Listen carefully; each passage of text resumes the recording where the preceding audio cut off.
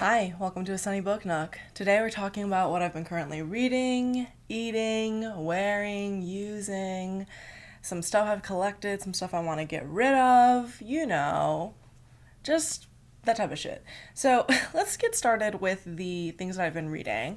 I am currently reading We Love You Bunny by Mona Awad.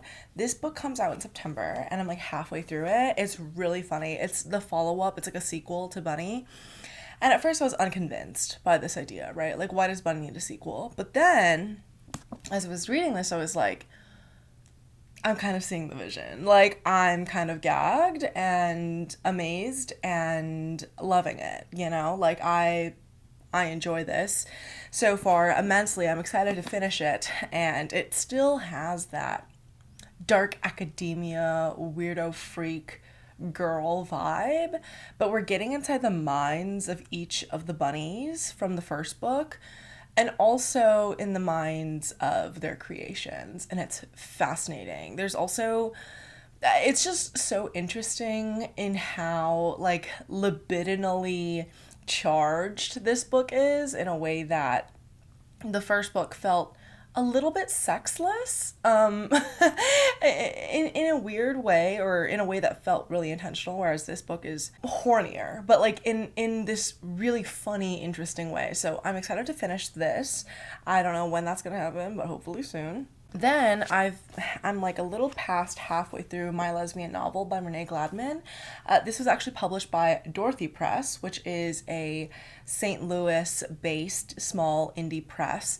And My Lesbian Novel is like an experimental sort of work of fiction, autofiction, creative nonfiction about Renee as she is working on this book. So we get some snippets of the book that she's working on, and the rest of it is structured as an interview. So it's her interacting with an interviewer, and the interviewer asking her questions about her process and about the construction of the novel and the passage of time as she is reading all these lesbian novels, and she's like, "Oh, these are all some bullshit," which I I would agree, obviously. Speaking of, I am still bitter about the fact that YouTube demonetized my Why Lesbian Novels Suck video.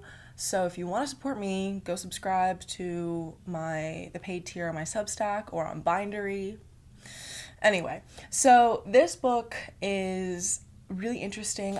The reason why I'm using like this Pulitzer Arts Foundation postcard thing as a bookmark, and I'm almost done with it. I'm sure I could finish it in about a couple sittings or maybe even one.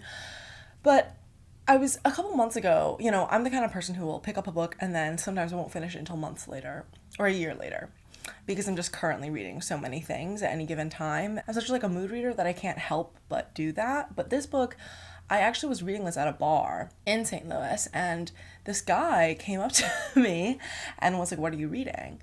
And I was like, "Oh, I'm reading My Lesbian Novel by Renee Gladman." I was like, "Yeah." And he told me that he was a professor at a local university.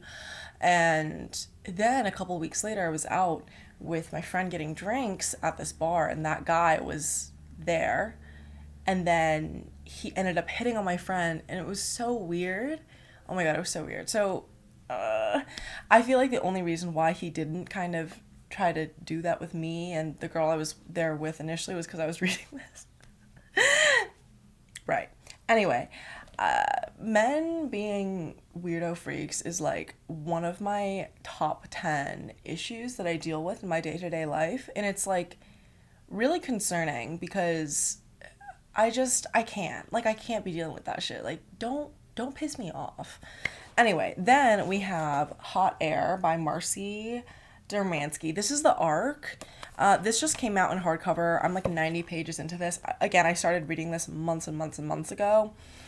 And it's weird. It's just about a woman who has a daughter, and then she goes to this like random like party at this really rich person's house, and this hot air balloon descends into like the pool of the backyard, and it's another really rich couple, and it's about like all these weird dynamics and potential like wife swap things. Really weird, really funny, and I think Marcy Dermansky is also the author of Hurricane Girl, which I haven't read, but I do want to.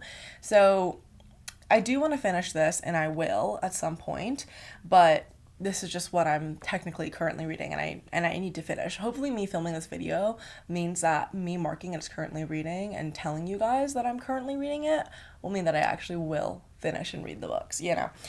Then we have Queer Palestine and the Empire of Critique by Saed Atshan.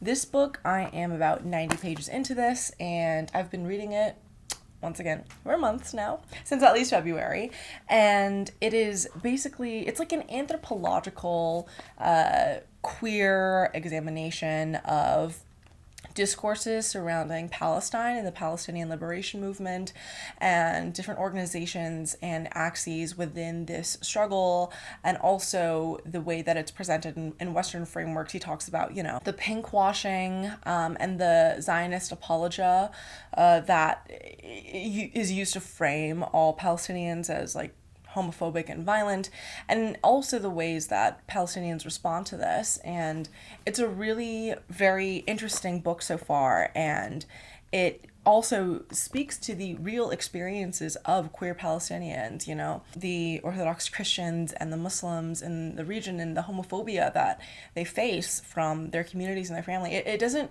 look beyond and past the actual lives of people. It also talks about, like, you know, the queer life and queer existence in Israel, and what gay life can even looks like there as well, and how presenting it as like a beacon of queer acceptance in the Middle East, the only democracy in the Middle East or whatever, is some bullshit. And so yeah, I'm enjoying this a lot.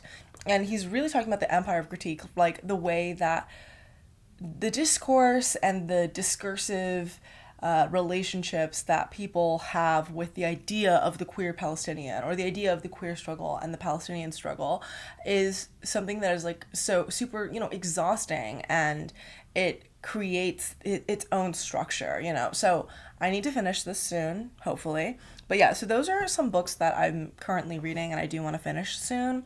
I have a couple arcs here that I do want to get rid of. We have Softcore by Brittany Newell, which also a recent hardcover release, and then The Big Fix by Holly James, another recent hardcover release. I'm getting rid of both of these because this one, I read the first couple chapters and I was like, felt kind of indifferent. I was like, sure.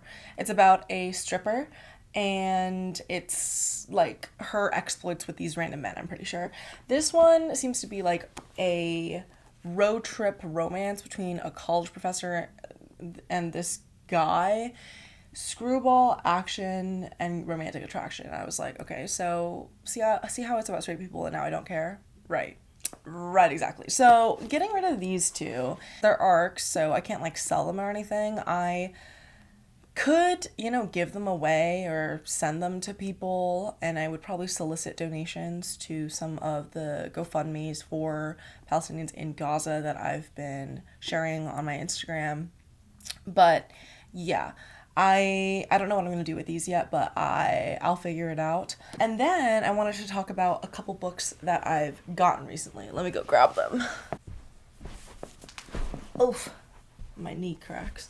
So my friend visited the UK and she sent me this UK edition of Luster by Raven Leilani because the cover is very slayful and glam and gorgeous. And this is a really good contemporary fiction novel about a black woman who ends up being the other woman to this white suburban like New Jersey family who has an adopted black daughter, and sort of the weird relationships between everyone in this dynamic with each other. So I'm super happy to have this in my collection now. I also have here A Sharp and Endless Need by Marissa Crane. This book I read earlier this year because I had the ARC, and now it's finally come out in hardcover, and I wanted it, so I got it. I want it, I got it. It's a bit damaged, which is why it was in our used book section. If you didn't already know, if you read my Substack and you're subscribed to my Substack, you already know this, but I do work at a bookstore, and so I do get discounts, especially on used books. So, you know, new hardcovers these days are like $30, almost $40, which is crazy. But, you know, used books are really marked down. Books really depreciate in value in the vast majority of cases. But yeah, I ended up paying like $5 for this. Woo! So I am really happy to have this because I loved this book. I talked about it in one of my wrap-ups because I had read the arc, and I think I'm gonna send my arc, which I have sitting over there, to one of my friends now that I have the hardcover new edition, and they can enjoy this beautiful book as well. It's just really a beautiful story about lesbian coming of age and desire and basketball within this small town, and grief and loss and all these just beautiful coming of age stories of that I love about queer women and queers. So happy to have a physical copy of this now that is, not the arc. So those are some of the books that I've gotten recently. Let me think. Have I gotten... Oh, I was sent a couple other arcs by publishers. Let me go grab those. So I was sent, or I picked up an arc of Trigger Warning, which is a Grey Wolf Press title, and it's coming out in September, I think, yeah. And it's about this Black woman whose father was shot by the police in front of her eyes, and so she is talking about like trauma, but then also I'm only a couple pages into this, like 8 pages, but it's about her being annoyed at like the softness of this world and her non-binary child's bullshit or whatever. That's what I've gotten so far into it, and it seems to be this like witty acerbic type of writing that I love. So I'm really happy to have this arc. Hopefully I'll read it before September, we'll see. Then I have the arc Discontent by Beatrice Serrano, translated by Mara Faye Letham. This is coming from Vintage Penguins. Vintage, which is an imprint of Penguin Random House. And this is about a woman who lives in a beautiful apartment in the center of Madrid.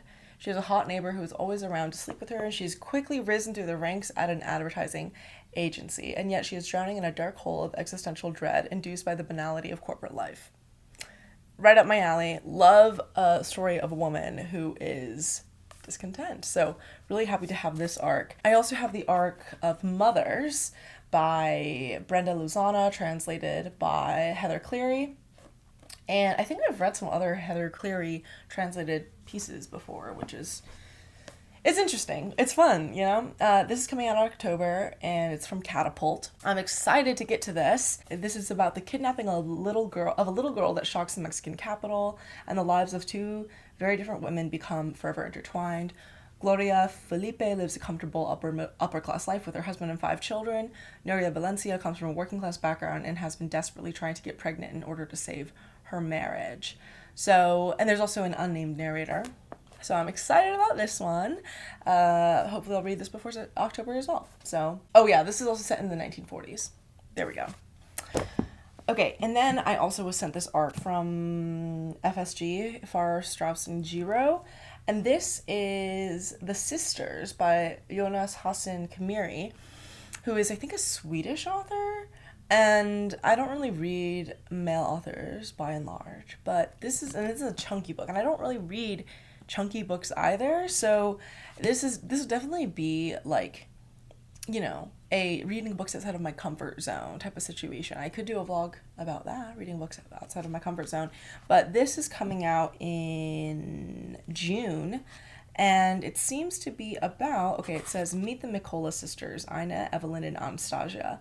Their mother is a Tunisian carpet seller, their father a mysterious Swede who left them when they were young. Following the sisters from afar is Jonas, the son of a Swedish mother and a Tunisian father. Maybe this is like an autofictional novel then. Go drink some water, by the way. Those are some of the books that I've recently picked up, been sent, arcs I want to read, and also books that I'm in the middle of and will hopefully complete. So now, this is kind of part of my BMF series, right? Books, makeup, music, fashion, food now I am integrating into this. But for the M section, I wanted to talk about some of my empties, my makeup empties, because in terms of music, I really have not been listening to music for real. Like, it's kind of bad that I haven't been, but it's just not been what I've been wanting to experience in my life at the moment. But the one song that I have been loving is Headphones On by Addison Rae. I'm really excited for her album coming out on June 6th, I think, because all the singles that she's dropped so far have been absolute fucking bangers. From my perspective in my opinion. And headphones on is probably my favorite. Gotta accept the pain, need a cigarette to make me feel better. Real as fuck, dude. Real as fuck. Anyway, but in terms of makeup, okay, let's start going through these my empties. So this is the Prisma Libra in the shade 3 Voile Rose from Givenchy. Fucking like exorbitantly expensive powder, probably like $60. I have no idea, but I mean I used all of it. As you can see, this shit is empty. They reformulated this, and so now I'm on the hunt for like, well, I don't know if I'm on the hunt for it because I'm like, I don't know if I care that much, and I still need to finish up my Charlotte Tilbury press powder that I just bought, but it already shattered into like a million pieces, and I've tried 2 times at this point to crush everything up and like press it back in, and it's already cracking again. I'm like, what the fuck, like, Jesus Christ. And it's like now, because it's so finely milled, it like just kicks up so much powder because it's not as pressed down. Girl, you're pissing me off. Anyway, but yeah, I like this one. And then I ended up using one of my friends. They reformulated it, so I can't get it again. I also don't want to spend that much money. I do have a little bit. I have some more left in a mini version that I have, but I want to use that sparingly and probably only for, you know, going out occasions, because I ended up using one of my friend's powders. I think it was like an hourglass powder on my face when we went out, because I was doing my makeup. I don't remember. We were just at our apartment.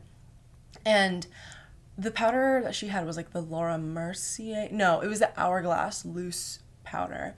And then all my photos from us going out that night, we went to karaoke, my face looks, I'll show you my pictures here. My face looks fucking white, like ghostly. And I'm like, okay, this has to be the fault of the powder, you know? And I'm like, we need a loose powder that isn't $1 million and also doesn't show up like this in flash photography, and also doesn't look super like weird and cakey, because that's my issue with the Huda Beauty powder, is that if you watch my vlog, I'm like showing you guys how I feel like it just like makes my makeup sit weird after a while. Like it looks good when I first put it on, but then after a while it just starts breaking up and making my face look terrible. So I'm not loving the Huda Beauty powder. And so I'm like, but anyway, so that's my loose powder struggle.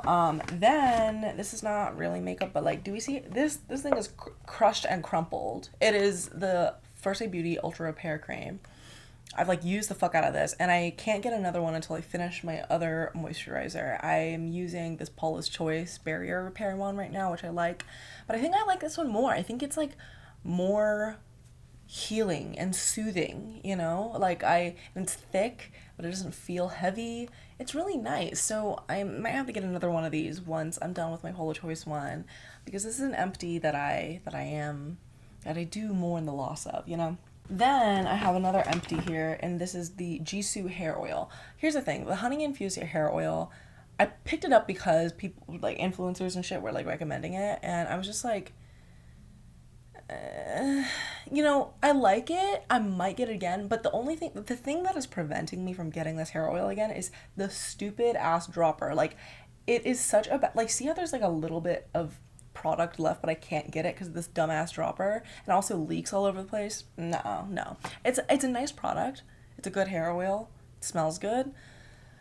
But when I run out of the hair oils that I do have right now, I have a Kerastase one, and I also have a, what's it called? I have one that I picked up in Korea that I really like, and I don't know if I'll be able to get it in the US. We'll see. But I'm like, I don't know. I might try a different hair oil when I'm done with those two, because I am running low on both of those. But I'm not gonna get the Jisoo one again because, bitch, the packaging is atrocious. Like, we need a pump. Like, we need anything else besides a fucking dropper. Then I used up one of these one size Until Dawn sprays. I have another mini one and a big size one already. So already picked up again, and they're already very much used and loved. So I will continue buying these, I fear. I don't know, how much are they? $20? I don't know. I think it's worth it because it actually has your makeup stay on.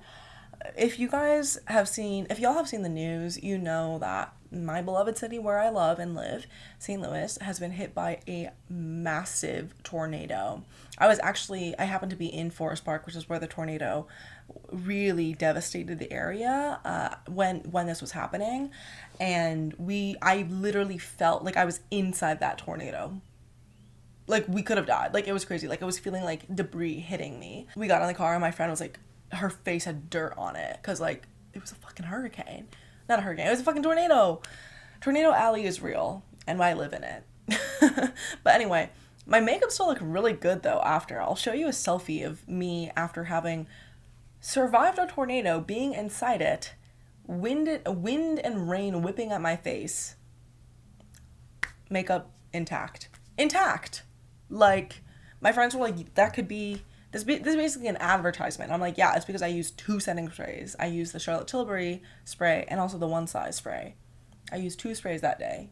So the makeup did not budge. And then finally, the last empty I have here, it's not really an empty because it's not that used up. It's the Tower 28 lip gloss, but like, as you can see inside, I don't know if you can see that. The product is expired as fuck. Like, it's like clumping up inside. Ooh, it's like, I can't.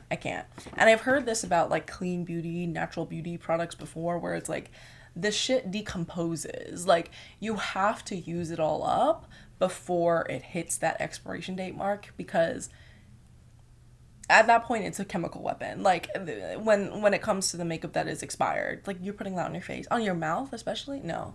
So I had to get rid of that. It's a beautiful lip gloss, very gorgeous shade. You used it a lot. Very slick and slippery, but can't be getting that shit again. I also have like probably 700 million lip products in my collection that I should probably use first. But that being said, I did get a new lip liner. I did. I got 2 shades of this, and I can't find the other one. Don't know where it is. This is the Maybelline Lifter Liner, which I've heard I was influenced to buy this. I'm gonna be honest, I was influenced to buy this. Maybe I should do a video of like things I've been influenced to buy and talking about whether they were worth it or not. I feel like that could be fun. But this, very much worth it. It actually stays on your fucking mouth. It doesn't move. It looks beautiful. I'm wearing it right now with lip gloss on top. I mean, once you put an emollient type of liquidy product on top of a lip liner, it's not going to last. Like, that's just what happens. But when I'm just wearing this, shit stays on. So yeah, this is all the shit that I'm getting rid of. Because I used them up or they fucking expired, and I like this product, so glad I got it. In terms of fashion, I'm also going to talk about something I'm going to be getting rid of, or in fact returning. It's this like mesh black top. It's really beautiful, but it hits at a weird length. Falls down right at my hips, and I'm not loving that. I feel like I would like it more if it was a bit cropped, but I think I'm going to return this. I got this at a boutique, so, and I know the owner, she's sweet, so I told her I was going to return it. And also, it cuts off, it's like a quarter length shirt. Like, it cuts off like right here. So there's that as well. But yeah, I fear this is going back because I don't like wearing bras either. And then like, because it's like sheer, like, then you could see my nipples. I mean, not really. It does have enough coverage. The lace isn't that wide. I got this thinking, oh, I can wear this underneath like slip dresses or on top of them. But then I tried styling it that way. And I was like, it doesn't look good though. I don't like it. It's kind of too bulky up here, and it's kind of loose in a way that doesn't fit right underneath a slip or even on top of it, because the waist doesn't, the bottom of it doesn't hit like your waist. So that's a fashion item I am getting rid of. But I also have gotten some new things. Well, they're not new things. They're new things for me, but they're old products. Not products. They're my friend's clothes. Okay, basically my friend was getting rid of some clothes, so I went through her stuff. And I got this green tank top, which I'm excited to wear. And if I'm not fucking with it, I will send it to my bestie Renaissance, who I run my podcast, The Lavender Menace, with, because this seems like something they would wear. But I love this color, and I feel like it would be really cute. I also picked up they were getting rid of this top because it has a huge hole in the underarm, but I think I'm going to cut the sleeves off, and that way it'll be like a tank because it has the Monet water lilies on it. And it's funny because 2 of my friends have this shirt, and so Now this will be mine. I'm gonna cut off the sleeve so it'll be like a muscle tee tank situation. And again, if I don't like that, I will send it over to Renaissance because Renaissance will like it or their partner will like it as like a muscle tee type of situation, muscle tank. So there's that. And then I also, my friend's clothing I also got was this. I think this is like a Brandy Melville tank top, blue color. Really like it. Is it Brandy Melville? I can't tell. The thing on the back is like worn off, but it's a really cute tank top and it's summer, so excited to be wearing tanks. My friend is also getting rid of this Brandy Melville gray tank top and I'm like, yeah, I'll wear this. I'll wear this with jean shorts. I'll wear this with anything, you know? Oh, I forgot one other makeup thing. Okay, so this brush, I've used this stipple brush for years. Then I washed it and the hairs were just coming out of it. Just plucking out. And this is a Real Techniques brush. They don't even make this blush brush anymore, but this is what I've been using to put on blush for probably like 7 years now. So it finally has to go to the trash because just the hairs keep on coming out. And I just want another brush just like this, but they don't make it anymore. So, and all the other stipple brushes look a little too fancy and weird. So I'm like considering, should I get I've just been using cream blushes and using my beauty blender, which I need to get a new one of that too, because that shit is old and nasty, and you gotta get a new beauty blender every year or so because it's a sponge, like the bacteria sits in there. So I think I need to get, but I've been using that for my blush in conclusion. But I have been eyeing the Rare Beauty blush brush. I like the shape. I feel like it would work good with powders and creams. I'm considering it. I've been thinking about it. It's on my wish list, you know. So there's that. But that is the makeup and fashion stuff after I talked about my books, obviously. Also, I'm sitting in front of another thing, my final lifestyle thing. Let me see if I can pick it up. It is an air purifier. I got it from Costco. It was like $200, but it's supposed to last 5 years without, because, you know, it's an air purifier. These are things that you have to change the filter of or like just get a new one after it's been worn out, basically. So hopefully that means I won't have to exchange this. I won't have to get another one for 5 years. It's specifically called the Never Change. This air purifier has been doing God's work in my room, okay? So my allergies have gotten so bad, especially during the spring. Like, one of my latest podcast episodes, you can just hear how congested I am because of the allergies. This has solved that problem for me, truly. I also will routinely wake up to nosebleeds. Constantly. I've always been like a nosebleed bitch. Like I get nosebleeds all the time. But this has prevented me from waking up with nosebleeds and from the terrible allergens that are attacking my body. Like I swear this is the only thing that I've really changed. I mean, I did start taking a different medication because I think my body got used to the Zyrtec, so now I'm taking like Allegra. So that could also be a major factor as well. But I think this has specifically helped me not wake up with nosebleeds because it gets rid of all the dust and dirt in the air that would otherwise accumulate in my nostrils and then have me wake up with like really brittle, dry, you know, stuff in there. This is so gross to talk about, but you know, that's what causes the nosebleeds is like the dryness. And the thing is that I've used humidifiers before. Don't love a humidifier. They're not as effective as I want them to be.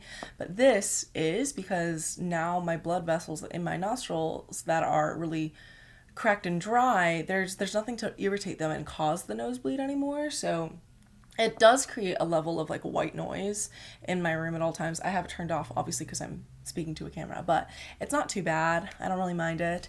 And yeah, actually, my final F thing is food. I didn't talk about this in my first BMF video, but food, the things that I've been eating.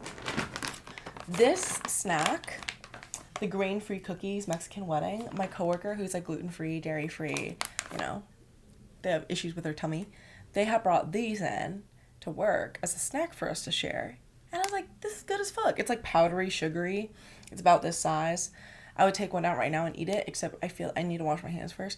But I love these. So yummy, so sweet, so delicious, and has this really great crunch. And they also don't feel super, like, they're not like as unhealthy, I feel, as like, I don't know, an Oreo or like a Chips Ahoy, because there seems to be more, apparently, okay, so it has like 23% of your daily values of saturated fat, which isn't great, but no cholesterol, and there is 1 gram of dietary fiber, And the ingredients are gluten-free flour bread, which is almond flour, tapioca flour, arrowroot flour, cassava flour, chickpea flour, coconut sugar, coconut oil, and powdered sugar, and then some other things like coconuts, almonds. And also the servings is like 5 cookies, which is like, phew, thank God, because who's eating cookies but not eating at least 3?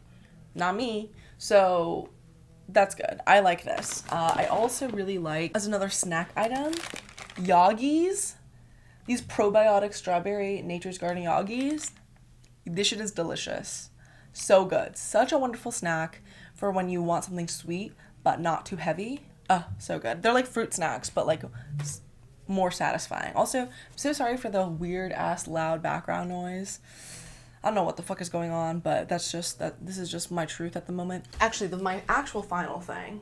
I got these earrings that are actually the cutest ever. Again, from a boutique, so you know I love a boutique. Aren't these freaking adorable? Aren't these little tulips? You're joking. So cute. Love these. Also, from the same boutique, I got these other hoop earrings. I enjoy hoops more than like the plug and chug one or just the hooks because they feel more secure. But these little sun hoop earrings, so me. I love these. Look at these. How freaking cute. I'm obsessed. Obsessed with both these earrings. So that's my final fashion item. Thank you so much for watching this video. I really appreciate you being here.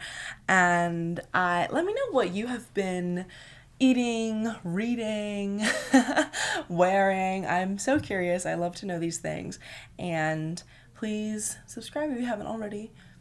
Subscribe to my Substack or my Bindery. You can also be a free follower on those platforms as well, which is always fun. So yeah, I will see you in my next video. Go hydrate yourself, drink some water. All right, bye-bye.